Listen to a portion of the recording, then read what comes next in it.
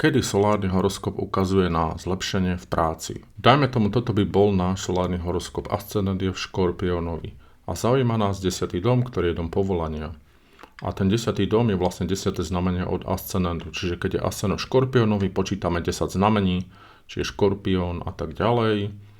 A tu dojdeme k levovi, čiže celý lev je 10. dom, to je systém domov celých znamení. V tomto 10. dome, ak sa tam nachádza Jupiter, čo je priaznivá planéta, tak to znamená, že v tom roku, ktorý ohraničuje ten solárny horoskop, čiže od narodenín po narodeniny, by sa malo zlepšiť niečo v povolaní. Čiže ak človek v tom roku hľadá novú prácu, tak ten Jupiter znamená, že má väčšiu šancu nájsť dobrú prácu.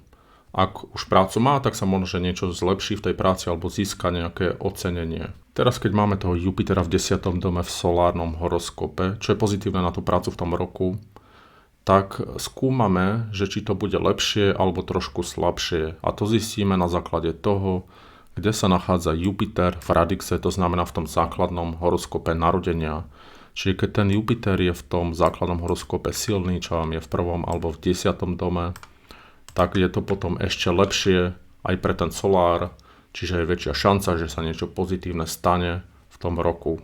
A hlavne ak je Jupiter v 10. dome v radixe, aj v solári, tak to ako keby spolu rezonuje a to je veľmi pozitívne. Ak by bol ale Jupiter v radixe slabý, dajme tomu by bol v 12. dome alebo v 6., tak potom od toho soláru čakáme trošku menej. Pozeráme tiež vo všeobecnosti, aký je radix na povolanie. Čiže ak by bol napríklad Saturn v zlom stave v 10. dome v základnom horoskope, čo symbolizuje určité prekážky v povolaní, tak potom ten solár možno, že nebude stačiť na to, aby to bolo až také dobré, alebo aspoň to znižuje to dobro toho Jupitera v tom roku. Ďalšia vec, ktorá zvyšuje to dobro toho Jupitera v tom roku je, ak Jupiter je vládca času.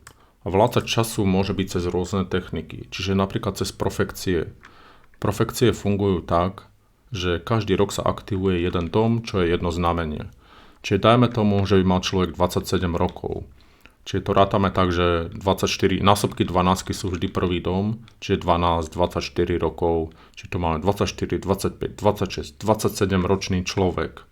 Ak má štvrtý dom strelca, a v strelcovi vládne Jupiter. To znamená, že vládca roka sa stáva Jupiter a keď ten Jupiter sa ocitne v 10. dome solárnom, tak je veľká šanca, že sa niečo pozitívne stane v povolaní.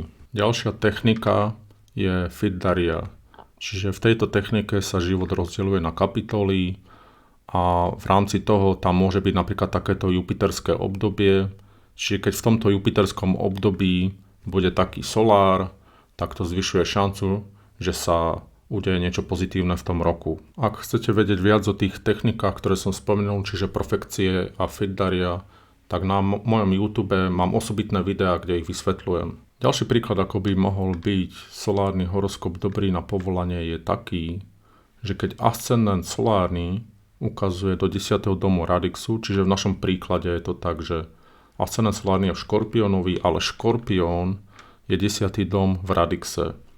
Čiže keď ten Jupiter bude v 1. dome solárnom, tak vlastne to prospeje aj tomu povolaniu, pretože v radixe bude tiež Škorpiónovi, ale v 10. dome. Čiže ten solárny ascendent aktivuje 10. dom, čiže niečo sa má udiať v povolaní a ten Jupiter spraví to, že sa tam udeje niečo pozitívne. Teraz keď zoberieme aj iné planéty, napríklad keď zoberieme Slnko v 10. dome soláru, tak to je vo všeobecnosti priaznivé, hoci nie až tak ako Jupiter, pretože Jupiter je vyslovene dobrodej a Slnko je niekde v strede. Venuša je tiež priaznivá, ale Jupiter je predsa len o niečo lepší a hlavne vtedy, ak je Venuša aj v radixe dobre postavená. Zoberme si teraz takýto príklad. Dajme tomu, že ascendent solárneho horoskopu je v blížencoch a blíženci sú 10. dom radixu. To znamená, že v tom roku je aktívna oblasť povolania. A teraz pozeráme sa na vládcu blížencov, vládcu ascendentu solárneho. Čiže kde sa nachádza v solárnom horoskope a sú 3 najlepšie miesta, to je 1. dom, 11. dom a 10. dom. Čiže ak sa nachádza v týchto dobrých domoch, tak je šanca, že sa niečo pozitívne udeje v povolaní A plus, keď dajme tomu, má ten Merkur ešte v tom solárnom horoskope nejakú podporu nejakej inej planéty, napríklad je v konjunkcii s Jupiterom a tak. Ďalší príklad by bol taký, že ascendent solárneho tentokrát neukazuje do 10. domu Radixu a 10. dom Radixu je znamenie raka. A cez toho raka v tom solárnom horoskope prechádza Jupiter. Čiže ten Jupiter bude pôsobiť cez toho raka do 10. domu Radixu a bude tam prinášať nejaké príležitosti.